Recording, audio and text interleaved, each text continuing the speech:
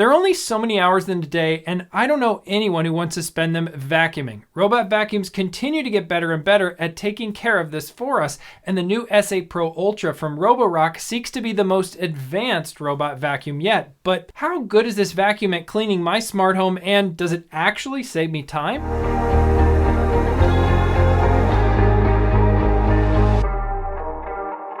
My name's Eric Welander. Welcome back to my channel, all about building an effective Apple smart home. And thanks to Roborock for sending me this vacuum to check out with no strings attached. This video is not sponsored by them. Now, the S8 Pro Ultra is really two products in one: the vacuum itself and the base that it docks in. And this means that when I got the box, it's pretty enormous, but just keep that in mind as you might get it shipped to you. And let's start though by talking about the robot. It has a new dual roller design that's in a similar style to Roomba vacuums. According to the other reviewers, this is supposed to be a killer feature for picking up more crumbs and dirt on the floor. Personally, I agree, but we'll talk more about the performance in a minute. Moving over to the base, it looks really nice, especially compared to other robot vacuum bases I've seen. Well, it's still a piece of tech. It will probably blend in better with the decor in your room, more like an iMac rather than a gaming PC. The setup itself was pretty straightforward. The most important part is finding a good place to put the base. Roborock instructs you to put the base or dock on a hard flat floor like wood, tile, or concrete, and you should keep around 2.3 feet clear in front of the base. I also think it's best to leave a little space on either side of the base as well. The base also needs to be connected to a power outlet, and you'll want decent Wi-Fi signal in that area as well. You'll also want the base to be part of the floor where you want the robot to clean the most, so that it can leave the dock and roll to the entire area without being moved by a human. Of course, you can always place the robot in other parts of your home you want it to clean, but it can't climb stairs on its own or anything. Once you've found a spot for the dock base, just install the app on your phone and it'll walk you through connecting the robot and giving it Wi-Fi information. On the first cleaning, the robot will map your space.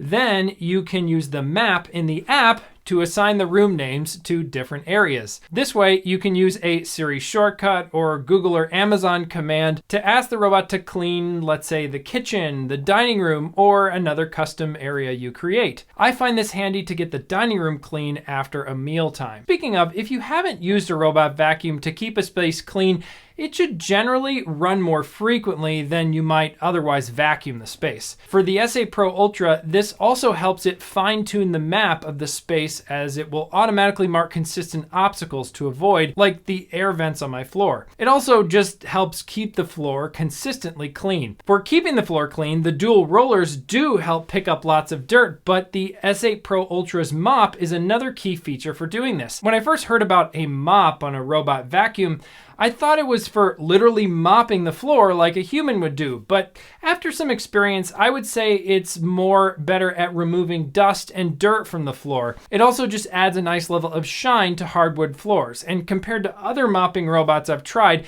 the S8 Pro Ultra is very good about setting its pace so that it mops well and doesn't leave streaks. Now, robot vacuums that can also mop are great, but nothing all that new. The ultra great part of the S8 Pro Ultra's mop system is it cleans and dries the mop in the base. Before and after cleaning cycles, the robot will reverse into the base and do what my toddlers say is the robot taking a bath. It washes the mop on its own, and it will also do this periodically while cleaning large spaces. Then, when the cleaning is done, the robot dries off the mop with a fan. This makes an audible fan sound like a gaming computer might. It's definitely audible white noise, but it's clear Roborock has worked to make this as quiet as possible. I wouldn't recommend putting the base in an area where the sound of it matters for a couple of hours after vacuuming. Taking a web meeting or casually watching TV would be completely fine, but trying to record a YouTube video, podcast, or get a cinematic movie watching experience could be bothered by the noise. Speaking of noise, after the robot is done cleaning, it empties the dustbin into the larger dustbin in the base.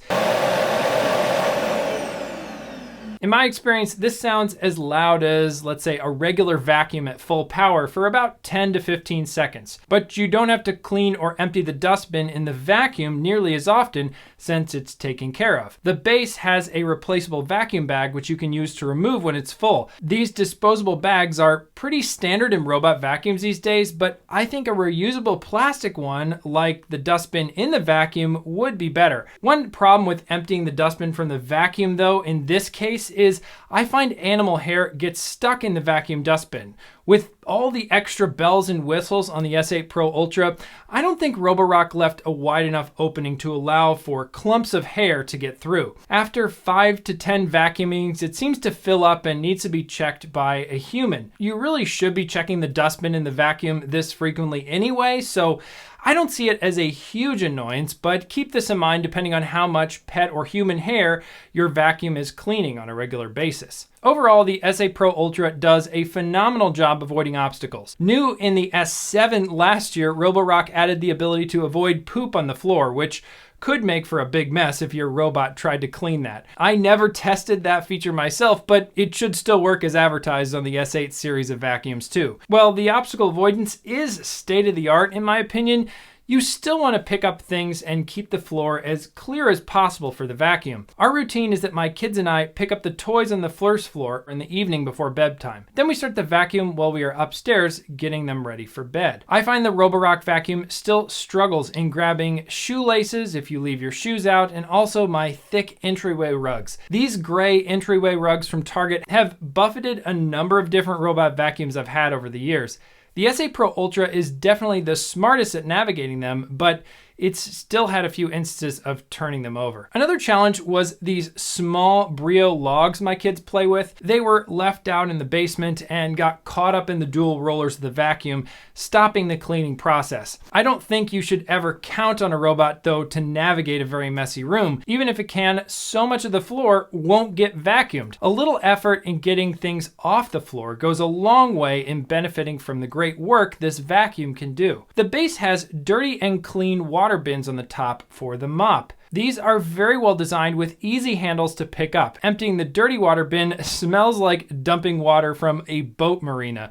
This is completely fine and makes sense. It's dirty water after all. To clean the dirty water bin, Roborock recommends filling it periodically with clean water and then shaking the bin and dumping that water down the drain. Easy enough. The clean water bin is also easy to refill with tap water. Each time the robot cleans, it refills its water tank on the robot from the clean water tank in the base. When the clean water bin gets empty, you get a notification in the app and the tiny light on the front of the base turns red instead of white. But since this is the Ultra model where Roborock seemingly spares no expense, I would appreciate some way to know the level of both the clean and dirty water tanks, just like fuel gauges on a gas car. This way I can have an idea of when I'm at a half tank of water by simply looking at the app. While the S8 Pro Ultra is best for cleaning the area around its base, you can also bring it to other parts of your home to clean there too. When I want the S8 Pro Ultra to clean our basement, I bring it down here and press the power button to start cleaning. If you have the child lock on, you'll need to use the app or another means to start the process. When it's done, it will return to the place where I set it down, and then I get a notification from the app. Then I take it back upstairs, set the robot on the floor, and press the home button for it to return to the dock. Under voice control in the app, it integrates with Google, Amazon, along with, quote, Siri. It actually uses the old form of shortcuts known as Siri shortcuts, where you record a custom command to Siri. I added one of these as a home screen icon with the Shortcuts app to start the cleaning process quickly. You can also set up shortcuts for cleaning specific rooms and all kinds of other details. But for some of this, I often just talk to the Google Assistant in our kitchen, and I've taught my wife to do the same. You can, of course, automate cleaning on a schedule. I have this for like the vacuum in my office, but the main floor of our house is way less predictable, so we end up manually triggering the robot to clean with shortcuts, a voice assistant, or even just the power button on the vacuum. The S8 Pro Ultra robot vacuum is one of the most advanced money can buy in 2023 and will probably remain competitive for years to come. As a dad with 3 toddlers, a full-time job, and my YouTube channel, my wife and I don't have time to clean and vacuum as much as we should. The Roborock S8 Pro Ultra does a phenomenal job job giving us some time back by taking care of this for us. The mopping is like icing on the cake, adding a shine to my hardwood floors. Well, no robot vacuum 100% replaces the occasional cleaning from a human. The more advanced the robot is, like the S8 Pro Ultra, the less frequently those human cleanings are necessary. That said, if you're just looking to vacuum a smaller space and don't need the mopping, robots from a few years ago are plenty smart enough and can give you good results at a fraction of the cost. Give this video a thumbs up if you liked it, subscribe to the channel if you aren't already. Thanks again so much for watching, and I'll see you in the next one.